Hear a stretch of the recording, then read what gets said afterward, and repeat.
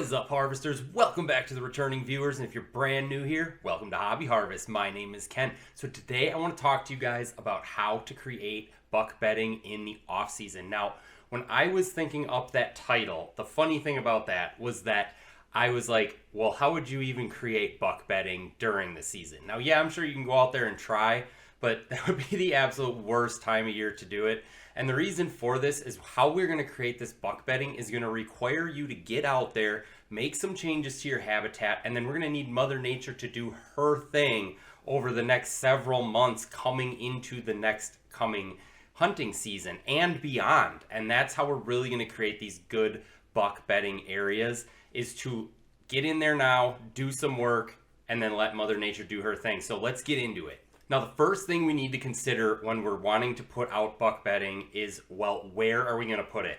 You can't just put it absolutely anywhere on your property. It's going to need a few things that are going to be dependent on what else you have on your property. So in other videos, I talk about the first thing you should do if you're coming into a new property is you definitely want to get those food plots in first, because your deer are going to relate to a food source above anything else. So if you have no food anywhere near you, you can create the best bedding habitat in the world. They still are not going to bed in it because they have no food to relate to when they get up out of those daytime bedding areas. So if you haven't put in food plots yet, if you haven't gotten into some regenerative growth yet, if you don't have stable food sources on your property throughout the entire hunting season, you're going to want to work on those things first. I have other videos about that. Then come on back over here and we're going to worry about how to create that buck bedding next. So once those food sources are in, and once you have those secure where you have like a perimeter around them, it could be switchgrass, it could just be topography, it could be some regenerative growth, it could be some shrubs, whatever, you're going to find that you're going to start seeing natural beds happen right next to where that food source is, maybe 50 yards off the edge, 100 yards off the edge. And so what you're seeing there are those are going to be your doe bedding areas. So the other thing we need to take into account is we also have does out in the woods, fawns out in the woods. They need beds too. So how are we going to say that this is a buck exclusive bedding area when a doe and a fawn could just show up there and bed down in it as well? Well, we'll talk about that also. So how deer relate to these food sources is they're going to find this food source, this food plot, whatever it is in the woods, and then they're going to start to relate to that. So those does and those fawns are going to really like that food source, and they're going to want to find a bedding area where they don't have to take the kids for that long of a walk through the woods to get back to that food source. So that first layer of cover right off the edge of your food plots is where those does and those fawns are going to bed. Now, if you have a lot of does and fawns on your property, you may need to work on doe bedding first before you can work on buck bedding, or you're going to inadvertently only be working on doe bedding anyway, because you're going to be creating these bedding areas and the does are going to keep filling them up as you get further and further away from your food sources. Now, I absolutely love to have multiple small food plots scattered across my property rather than have like one big central food plot. So if, for example, you're going to put in 2 acres of food, I would like to have 4 half-acre food plots instead of 1 2-acre food plot. Then what you can do is set up bedding areas adjacent to each of those individual food sources. This is going to spread your does and fawns throughout your property. Each doe and fawn family group will kind of pick their own food plot. They'll find their own bedding area adjacent to that food source, and that leaves you the whole rest of your property for your bucks and your buck bedding areas. So once we get beyond those couple layers of thick area and thick cover, as we head deeper and deeper into the woods, that's where we're going to be looking to create these buck bedding areas, assuming all of those closer bedding areas are filled up with does and there is room to spare for your bucks beyond that area. So how on earth are we actually going to create these things? Well, if you're creating doe bedding or buck bedding, the thing that you're looking to do is get as much thick growth down at the forest floor as possible. A deer only lives about waist to belly high on us off the ground. They don't much care what's growing above that level. So even at our eye level, yeah, some stuff's going to naturally grow up that high. It's not that you have to get out there with a hedge trimmer and chop it all off right at that height. But you're going to want to do whatever you can to make sure it is thick, very, very thick beneath that level, down here and beneath. because that is where the deer live. So the things that they do need in their bedding areas, first of all, it needs to be dry. These deer are not going to go bed down in a swamp unless there happens to be like a dry island out in the swamp. That's typically where you're going to find a natural buck bedding area. But if we're trying to create a bedding area, make sure it's something that doesn't flood, because they're not going to go in there. I will see them go into some of those more flooded marshy areas in the winter when they freeze over and it's just ice there. They will bed in there then. But during the summer, during the fall hunting season, before we really get that first solid freeze or frost, they're not in those areas. So we want to make sure these areas are where they're going to use them during the hunting season. So once you find that dry area, these areas don't have to be all that big. You can make a bedding area that is 50 yards wide or as small as 10 yards wide. What you're just looking to do is really thicken up a chunk of the woods. And if it is in those closer areas where those does are, they're going to need to be bigger than smaller, because you're going to have the does with their fawns, with maybe their doe fawn from last year, with her fawns this year, and so on and so forth in those areas. So you're going to need enough space to accommodate all of them. However, you will see that those fawns and those does bed a lot closer together. You'll see beds that are almost touching each other in those areas sometimes. Where with buck bedding, even if you have two bucks that are running in a bachelor group, they're typically not going to bed right next to each other. There's going to be one here and maybe 50 yards over there. There'll be another one. It could even be 100, 150 yards over that way, even though they are running together in a bachelor group earlier in the season before the rut kicks off.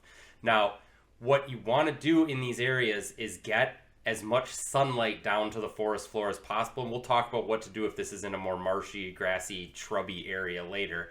But if you're in an area like the big woods and you want to create a bedding area, you got to get down those high canopy trees. You need to get them to stop choking out your sunlight. Now, in an ideal situation, if you're in an area that there's a lot of popple trees, aspen trees, you can just flush cut those off at the ground, and you're going to inspire their entire root system to just shoot up regenerative growth.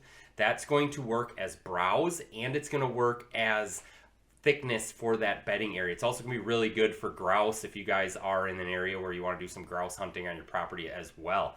So just a very easy way to create these buck bedding areas is find where you have a bunch of mature popples, flush cut those off, let them drop. You might want to open up the madness after they create a pile of pickup sticks on the ground to at least let the deer get in and out of the area a little bit easier. Or maybe you want to haul the logs off and use them for firewood or whatever. But if you can create an area that lets the sun down and lets all of that small growth just boom and fill in the area, it'll take it like a year, or that's why we're talking about this time of year. If we can get in there now and make these cuttings, by spring, by summer, by fall, these areas are going to be very thick areas of the woods. And if they're thick this year, even next season, they'll be even thicker yet. So this is really going to work for you for like a few years to come to really get these deer in your area and keep them there. Now, clear cutting trees like that will work for just about every species. The popples are the ones that are going to really shoot up that regenerative growth, but other species, just by getting them out of there, are really going to inspire regenerative growth from anything else that's on the forest floor. It's going to spring up. Now, if you have anything that's in the maple family, so any maple trees, or especially box elders, I would not flush cut them off at the ground. I would cut them off maybe about a foot or two off from the ground, because what's going to happen is you won't kill the tree and it's going to shoot up all of this regenerative growth around that stump. And that's absolutely perfect for these areas, because deer need two things in their bedding area. They need browse and they need cover. So they do need those browsable types of shrubs and trees. The soft regenerative growth is what you're looking for here, not something as lush and green as a food plot. But you need that bit of browse for their midday daytime feedings, and then of course thick covers where they want to be. So if we can create that in an area on your land, that is going to be your buck bedding areas. Now, the other thing, like I said before, if you have bucks traveling a bachelor group, they might be 50, 100 yards away from each other. So I love to compartmentalize habitat improvements on my property. I already talked about how I like to have like pockets of food plots on my property. I like to do that with bedding also. I like to have those like bigger bedding areas immediately adjacent to food plots. But as you get back further and further into those untouched back corners of the property, I start putting in just little pockets of thick area. And this might be as simple as just cutting down a couple of those big mature trees that are really choking out the canopy, letting some sunlight down in and letting the forest floor do what the forest floor does best once the sunlight comes down to hit it. Now, the other thing you can do, though, is to hinge cut trees. So hinge cutting trees is really popular. There are certain species that you want to hinge cut, such as your maples, but others you do not want to hinge cut, such as those popples, because you want to flush cut those off and let the roots be the regenerative growth. But if you do use hinge cuts on your property, just be careful that you are hinge cutting correctly. Make sure they're close enough to the ground that you're not basically making like a canopy over the top of the deer. Again, remember, the deer only live down here. They don't live up here. So if those trees are coming down and kind of falling on each other and they're like 8, 9, 10 feet off the ground, that's not going to do anything for the deer down here. They don't need a roof over their head. They need that side cover. They want to not be able to see 100 yards through the woods because they want to feel safe and secure. So if they can still see 100 yards through the woods because all those hinge cut trees are holding each other up here, that doesn't do anything for them. You need those down on the ground, touching the ground. Then of course that'll let the sunlight in to help everything grow as well. But by hinge cutting, what you're doing is keeping the tree alive, so it'll start to grow stuff off of the top of that tree as it's laying flat. But that being said, like I said, you want this way down here. You don't want it to be up above their head. You need that regenerative growth to be down near the ground, so that trunk or that base of that tree needs to be down near the ground so that the regenerative growth is at the height that the deer can actually take advantage of it, blocking like their sight lines, but also that they can get their mouth at it to nibble on it for that browse. So now let's talk about what to do if you're not in the big woods. If you're out more in a field or you're in like a marshy area or whatever. Like I said earlier, if you are in a marshy area, this does still need to be a dry area. It could be the dry bank or the dry pocket or dry island that's adjacent to a very wet area. And what you're going to want to do here is you can also get in there. You can get in there and brush hog. You can get in there and just clear cut everything. So I have a funny story about this. My next door neighbors next to where I hunt in southeastern Wisconsin, I have a food plot there, stand there. You guys have seen it on all their videos. But there's a creek that runs through there, and they built like a little deck off of that creek. They have chairs, they sit out there. I don't know what they do besides get carried away by mosquitoes out there in the summer. But they have this nice little scenic area, and they of course want to see the creek, they want to see the water, so they go in there and they brush hog everything out there so that they have a nice view of the creek as it comes through the area. Well, what happens every spring, summer, and fall, like we're talking about in this video, is that stuff comes back so thick and so lush. They would have been better off just leaving it how it naturally was with all the big trees and the big shrubs choking out everything underneath. So unless they want to continually brush hog that throughout the year, they're going to be fighting an uphill battle. So that's what we actually want to do if we want to create these bedding areas. If we get in there and brush hog or get in there with a chainsaw, just flush cut all these things off. Don't damage their root structure too much, because we need that root structure that's used to growing this large, big brush or tree or whatever. We're going to now cut it back to this little pruned back shrub, and it's going to have that huge root system throughout to just regrow and reboom all of this nice young tender growth for you. And that's what you want in these areas. So if you can get in there in the winter, this time of year, get in there, brush hog everything, let it spring back up in the spring, summer, and fall. You're going to have a very thick area. It will be a bedding area. It will be browse for you. Now, the other thing that you can do is if maybe you don't have existing shrubs, is you can clone something like red osier dogwood. I've done that before. I have videos on that. But you can basically go out after the frost is out of the ground in the spring, when we have like everything's wet, everything's muddy. We're not maybe quite at spring green up yet. Maybe just beyond spring green up would be a good time to do it. You want to make sure the ground is definitely thawed out though, but you can go out and you can take clippings from red osier dogwood, yellow twig dogwood, and you can cut them at like a 45-degree angle and then just go plug those all in the mud in a wet area adjacent to a dry area, because remember, we're trying to create the bedding area in a dry area. I have tried to plug them into dry areas before.